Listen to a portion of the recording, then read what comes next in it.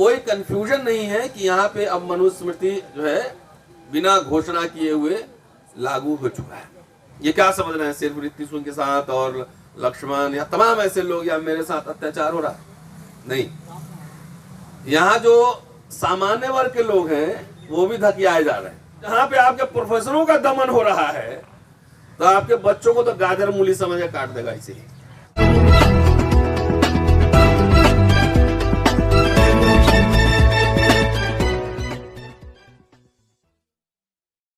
अपने दिमाग के ताले खोलें, दिमाग के ताले खोलें।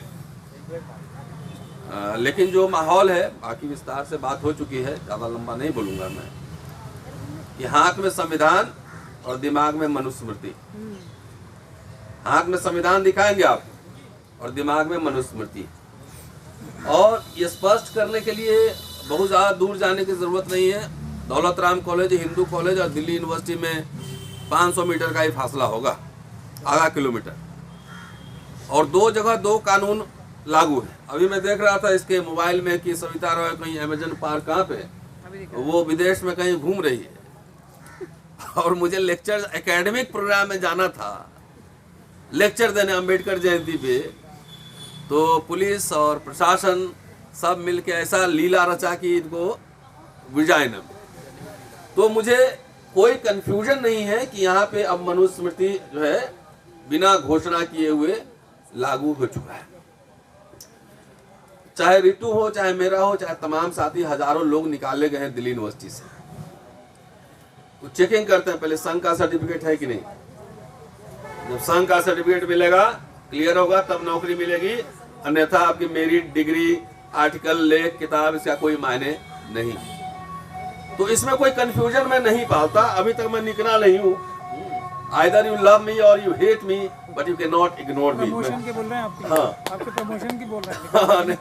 न तो कई साथियों से मैं बताना चाहता हूँ कि मैं परमानेंट हूँ और लंबे समय से हूँ, 26 साल हो गए मुझे। आपके प्रमोशन के लिए बोल रहे हैं? हाँ, समझ गया। ओवरड्यू है। हाँ, तो मैं तो गले की हड्डी बन चुका हूँ ना। मैं कैंपस में ही रहता हूँ, ऐसे नहीं झुकता न डरता।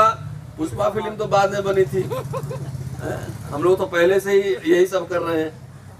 तो ये लड़ाई खाली हमारे प्रमोशन की थोड़ी याद नकल, तो जो होना होगा ही।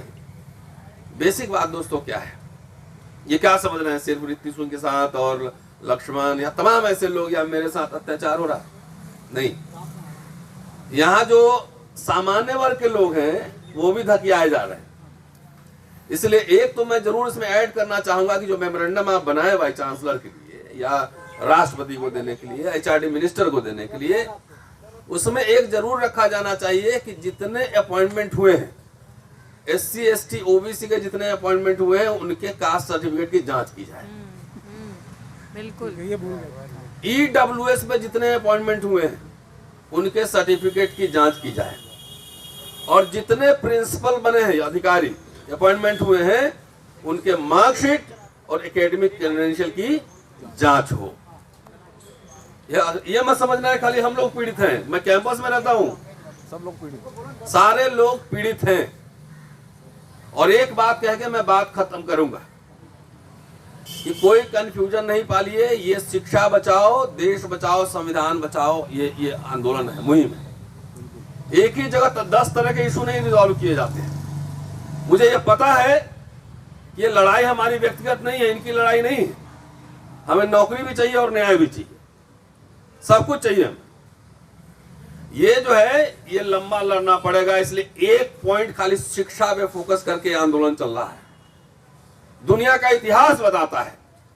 हमारे लोगों में एक दिक्कत होती है, इसलिए साथियों को क्लैरिटी में दे दूं कि यहाँ पे ये मुद्दा क्यों नहीं, यहाँ पे ये मुद्दा क्यों नहीं, यहाँ पे एक मुद्दा क्यों नहीं है। ऐसे दुनिया में कोई आंदोलन आज तक न चला है और न सफल हुआ है। किसान आंदोलन एग्जाम्पल सामने है। एक मुद्दे पे, कृषि बिल पे खाली आंदोलन हुआ था, सरकार को झुकना पड़ा। रोस्टर का आंदोलन आप लोग को याद होगा, विश्वविद्यालय में 200% रोस्टर का एक ही मुद्दा था,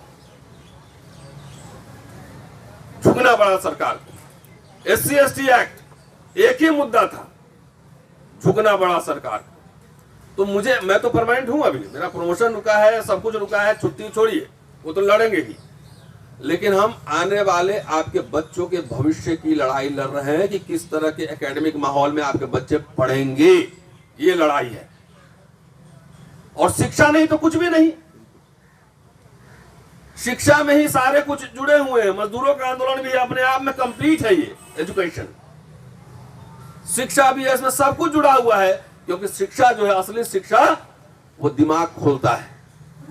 हम लोग दिमाग खोल रहे हैं, और जिसका नहीं खुल रहा है उसको टन टन मार रहे हैं, खोलो खोलो। तो आपके बच्चे, हमारे देश का बच्चा, किसी भी कास्ट जाति समुदाय का, वो एकेडमिकली बहादुर बनेगा, कायर बनेगा। ये लड़ाई है, असली लड़ाई, असली लड़ाई। यहां एक सिंबल है, यहां पे ये धरना। आपको नहीं लगता कि आपके बच्चे अच्छे माहौल में पढ़ना चाहिए, इसको एमए करना चाहिए, पीएचडी करना चाहिए? तो जहां पे आपके प्रोफेसरों का दमन हो रहा है, तो आपके बच्चों को तो गाजर मूली समझ के काट देगा इसे। इसलिए रोहित बुमला, पायल तड़वी, आईआईटी में जो बच्चे आपके टॉर्चर हो रहे हैं, आप पहले बात समझिए। इसलिए आंदोलन है एक पॉइंट ओनली, एजुकेशन। क्योंकि बाबा कहते हैं कि बाबा साहब ने कहा था कि शिक्षा शेरनी का दूध, जो पिएगा दहाड़ेगा।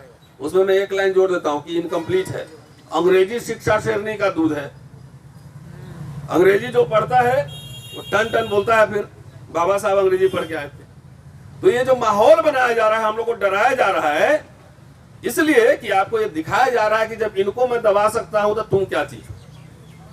तो ये समझिए कि पूरे समुदाय की लड़ाई के प्रतीक हम लोग हैं। शिक्षा बचा लीजिए।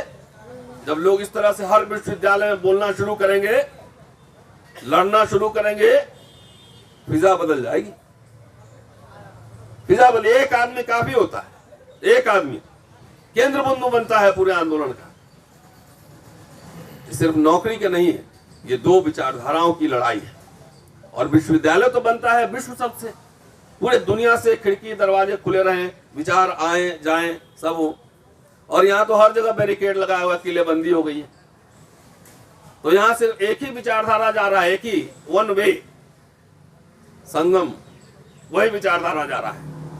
तो इसीलिए ये आंदोलन पूरे देश भर में, शिक्षा बचाओ, देश बचाओ, संविधान बचाओ। 24 में तो चुनाव आ ही रहा है ना। तो जागृत होइए। और जो लोग आपके बच्चों की हमारी हकमारी कर रही है, वैसे लोग सरकार में ना, ये भी ध्यान रखिएगा। शुक्रिया, थैंक यू।